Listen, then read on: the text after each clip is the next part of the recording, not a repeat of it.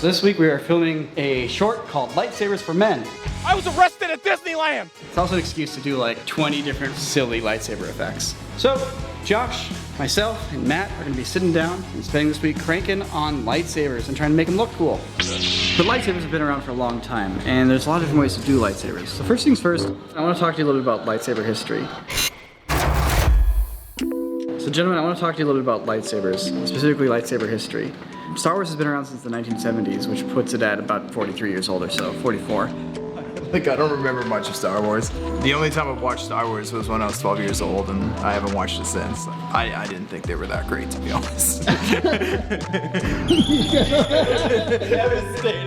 But lightsabers have been around for a long time, and there's a lot of different ways to do lightsabers. So first things first, let's take a look at the original A New Hope with the very first shot of the lightsaber. And I want to hear your guys' take on how you think they did it. Random as a blaster. How do you think they did it? They didn't have First computers. you gotta get the crystal. I can see the hidden cut. Like, his lightsaber comes out, you can see the cut there, but how they actually did it, I'm not 100% sure. I know that there's a cut here. So I know that something had to be replaced because there'd be no use for a jump cut unless there was some sort of swap of the lightsaber, right, for the effect. There's some bar of light, possibly like a retro-reflective thing. Matt, you got it right. So the very first Star Wars, the way they did it is they had a rod with a retro-reflective material on it. Basically the same thing you'd see in like safety vests or on like street signs. So that would spin. And when that would spin, it'd give you like the warble and the flicker and that kind of stuff. The thing about retro-reflective materials, it's only going to reflect light if the light is right by your eyes or your camera lens. So they had to have lights blasting from right next to the camera lens. Whoa! Oh. Look at that. So That here's does work. non-reflective, here's reflective. Yeah. And so you're saying that all of this is practical though?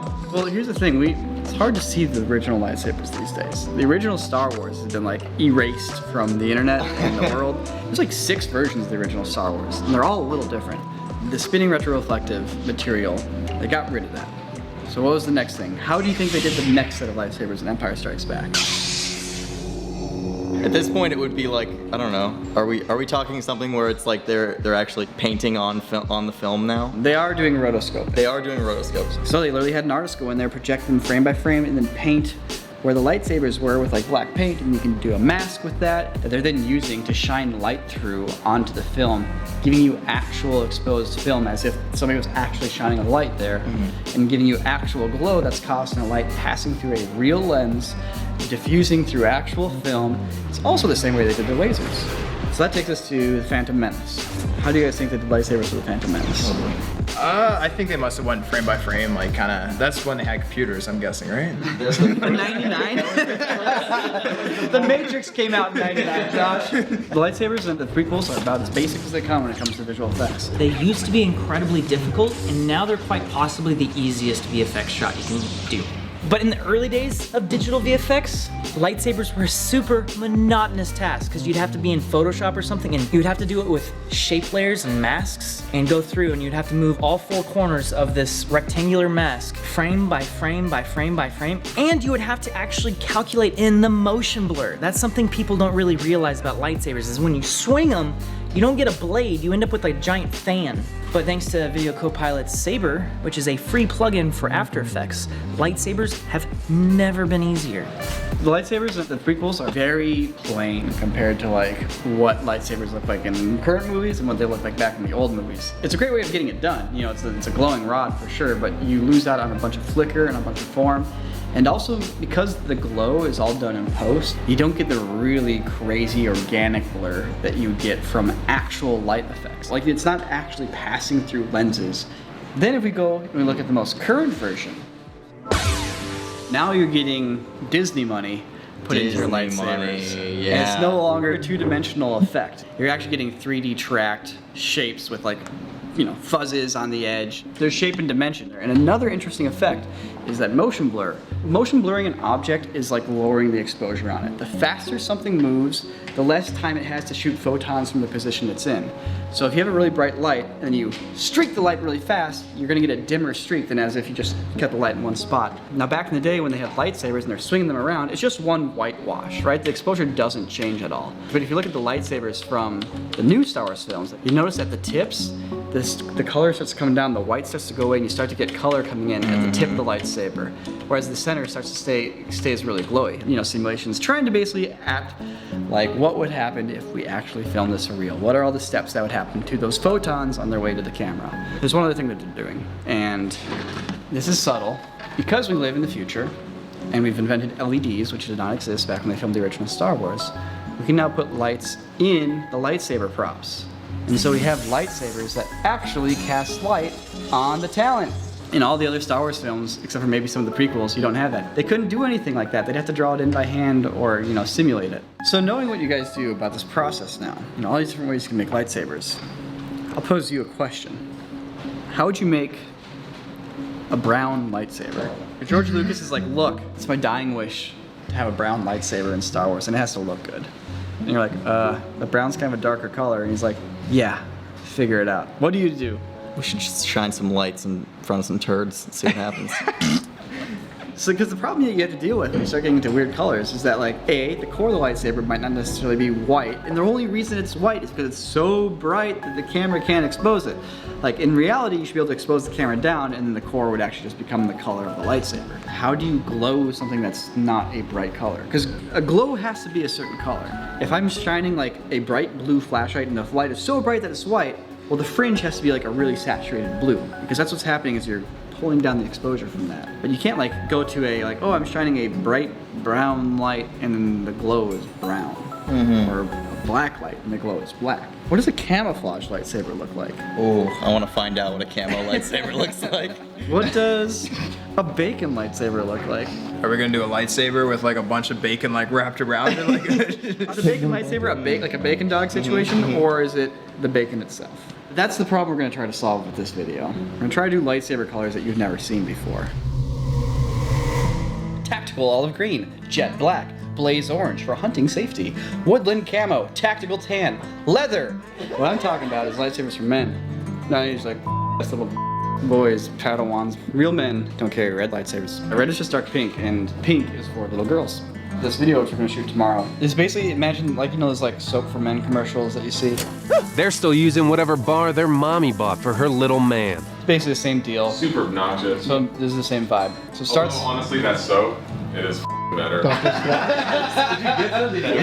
My mom gave me some and I was like, this is kind of cringy. And I was like, this is great. I'm talking about natural, nourishing, cold press hand cut soap.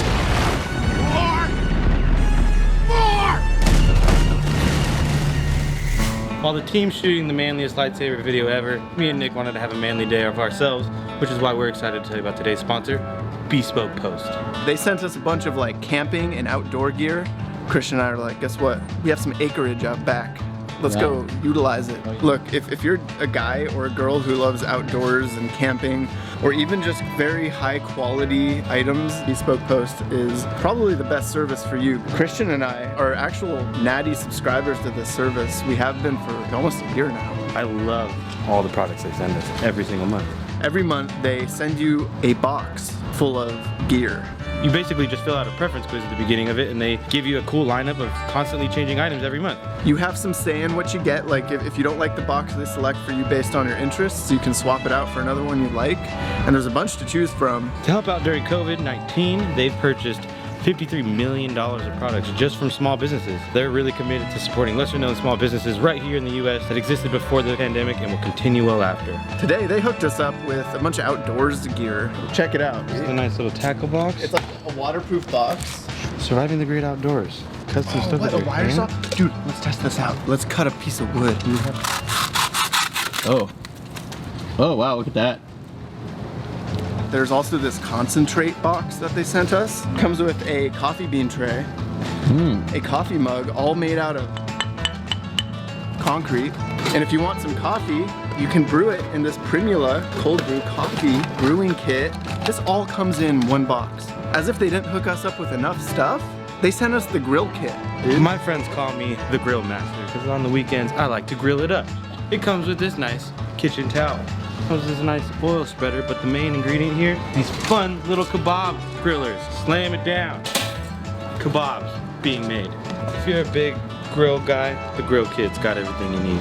In all realness, Bespoke is super easy to use. Every box has at least $70 in retail value, but it only costs $45 a month.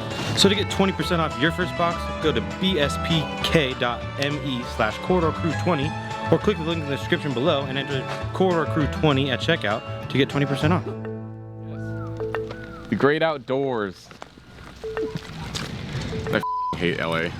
Look at this. Look at this. Sorry, like this place sucks. My character motivation is that I'm very insecure.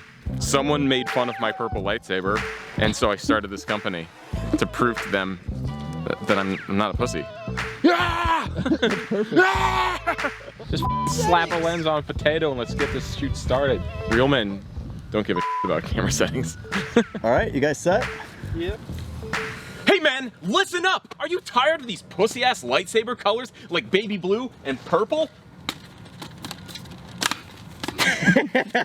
You! Look at these lightsabers!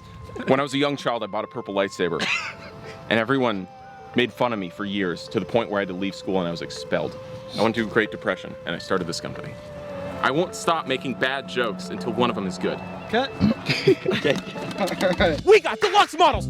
Our lightsabers are 2 inches longer and extra girthy for that thick slice! My visual effects artists are gonna be on overtime tonight! Hey, you want to see how cool Jedi turns on his lightsaber?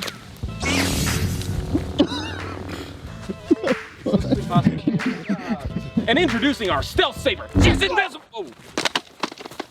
This one's invisible! Watch out! It's very, very dangerous! Okay, cool. Guys, that's a wrap. Wrap. Hey, yeah. Congratulations. That's a wrap.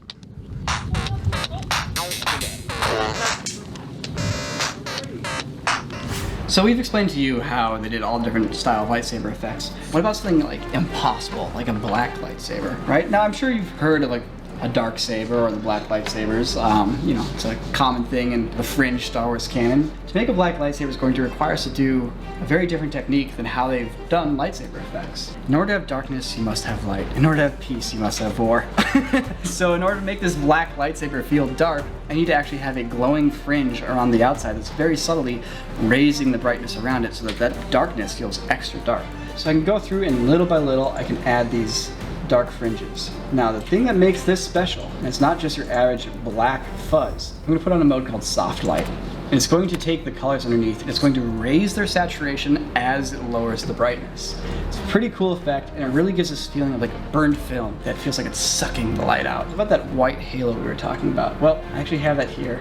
And it raises the brightness around that dark saber to make the dark saber feel darker. And that's how I made a shadow saber, a charcoal black lightsaber, as a manly Sam would say. Today, I'm doing the camo saber. When you think of a camo lightsaber, at first it's like, oh, well, it's just a lightsaber with camo patterns, right? It's easy. When you actually sit down and try to do it, the issue that you immediately are faced with is the fact that camo is not a bright pattern. And inherently a lightsaber is a very bright source of light. It's a very hot object. We have to right away sell the audience on the fact that this is a camo saber. We started off with this simple camo pattern here. It's a JPEG that I got on the internet. Thank you, the internet. I started with a simple wave warp so that it kind of gives it a little bit of like a free-flowing fluid motion to it. The thing is, lightsabers are cylindrical. So the next step, CC cylinder. I gave it a slight rotation so that it kind of looks like it's swirling. We have this camo pattern that swirls around a stick. That doesn't look like a lightsaber, that just looks like a tube of like camo wrapping paper. We needed to make this look like energy, like there's an energy source. I did a very simple Luma mat onto our saber plugin, which we've been using liberally throughout this project. So the saber gives us these nice edges, this sort of like energy emitting edge. That's all well and good, but still kind of looks like hot butt trash. How do we make this glow? Well, you just pre-comp all this stuff. You bring it into our main comp here, and then we're just like stacking glow layers behind this this main source of our camo pattern. And yeah, I think we have an effect here that sells as camo right away, while also feeling like a lightsaber at the same time. I think we've done it. We finally made a camo lightsaber. So what Niko asked me to do actually is he asked me to make a lightsaber with hair on it. I'm not too sure why, but that's kind of what visual effects is. You just kind of do stuff you're told to. The hilt is the normal hilt, but then it's just a bare pelt. Pretty much the first thing I did was I modeled like a rough lightsaber kind of thing, and I just like hand tracked it to match the movement of the red lightsaber as best I can. And then from the cylinder, I can just spawn hair. So I spawned some more like clunky, like chunky kind of hair, and then I had another pass of just like more loose kind of hair on the top. And this just kind of makes an overall like layered hair instead of just one kind of like uniform look to it. Octane has these great like hair materials that you can just kind of fool around with and like make it so it's a little bit more wet looking or like has different color variations in between it. So I was able to make this like hair lightsaber that just kind of wishes around and like moves around when he moves this thing. It's got all dynamics and everything. The hardest thing I think was to light the scene, because when we filmed Sam here, you can see that he's like half of him is lit and then half of him's got like light like reaching through, kind of like light through a tree kind of thing. And like to light it, I was able to use like an Octane light and then like have a texture in it. And then it like projects like patches of light, and then it also keeps it in shadows. The hot spots are what make this like stand out that much more. Pretty much turned out amazing in my opinion. For the second one, Niko wanted me to do a bacon lightsaber. I found a texture online of just a long bacon strip, and then from there I was just able to add some bones to it and just add like a simple dynamic sim to the bones. You track it to the lightsaber and then just go fool around with the dynamics. It just has the initial wiggle and then it folds onto itself, and that's how I got the bacon to look the most realistic in my opinion. There's some other really funny weird lightsabers. I have a Call of Duty brown, aka Desert Tan, blaze orange. We have a chrome lightsaber. We have a gun that's actually a lightsaber. And don't forget, you can see all these lightsabers. You can see this whole video on the Corridor channel. YouTube.com/Corridor. It's out right now. Just go watch it. We haven't put a video on Corridor in like a year. It's funny, everybody's like, oh, I didn't know they have a main channel. Corridor's still around, it's still kicking. Josh has an Instagram called Just Joshy, and it is super cool. Josh has been learning how to use a bunch of really advanced programs like Houdini to do really cool little visual effects magic tricks. You should definitely check out his Instagram. We'll have a link down in the description below.